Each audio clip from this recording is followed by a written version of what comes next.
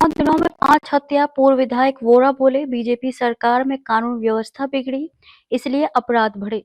दुर्ग जिले में बढ़ता अपराध अब चिंता का विषय बनता जा रहा है। शहर में बढ़ते अपराधों और लगातार हो रही हत्याओं को लेकर अब राजनीतिक गलियारों में भी चिंता गहराने लगी है।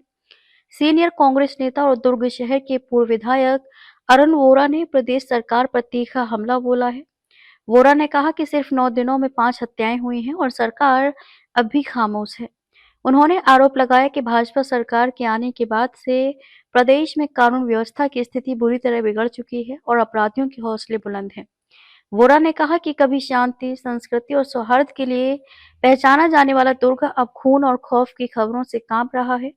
मामूली विवादों में हत्या जैसी वारदातें ये दर्शाती हैं कि पुलिस प्रशासन पर से अपराधियों का डर खत्म हो चुका है। उन्होंने कहा कि ये शहर हमेशा संस्कारों, भाईचारे का प्रतीक रहा है, लेकिन आज लोग असुरक्षित महसूस कर रहे हैं। घरों से बाहर निकलने में डर लगने लगा है। पूर्व विधायक वोरा ने कहा कि बीते 9 दिनों में 5 हत्याओं की घटनाओं ने शहर को हिलाकर रख दिया है। उन्होंने सवाल उठाया कि आखिर कब तक निर्दोषों का खून सड़क पर बहेगा और सरकार मूक दर्शक बनी रहेगी। उन्होंने इसे प्रशासन की नाकामी बताते हुए कहा कि जनता अब जवाब चाहती है कि अपराधियों पर कार्रवाई कब होगी। वोरा ने भाजपा सरकार को घेरते हुए कहा कि प्रदेश में अपराध नियंत्रण की कोई ठोस नीति नहीं है।